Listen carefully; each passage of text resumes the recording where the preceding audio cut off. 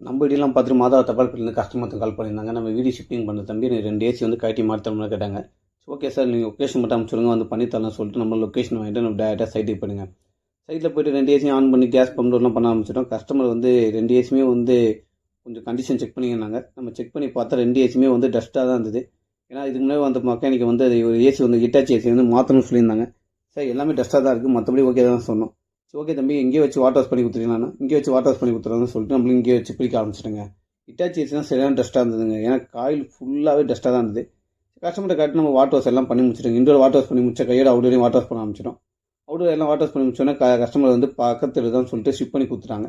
Ship பண்ணி கொடுத்தோன்னே நம்ம புது வீடியோ வந்து டெம்ப்ளேட் ஆரம்பிச்சிடுங்க. டெம்ப்ளேட் வச்சுட்டு ஒரு ஏசி மட்டும் காப்பீட்டு பார்த்துச்சு, ஒரு ஏசி மட்டும் வாங்குற மாதிரி தான் இருந்தது. கஸ்டமர் வாங்கின தம்பி சொல்லிட்டாங்க. சரி நம்ம என்ன பண்ணோம், அவுடோர் ஸ்டாண்ட் வச்சுட்டு ஒன்று அப்படியே தரையிலே வச்சுட்டு நம்ம இருக்கிற ஹிட்டாச்சி மட்டும் அப்படி பழைய காப்பீட்டு நம்ம வந்து லேக் பண்ணிட்டோம்.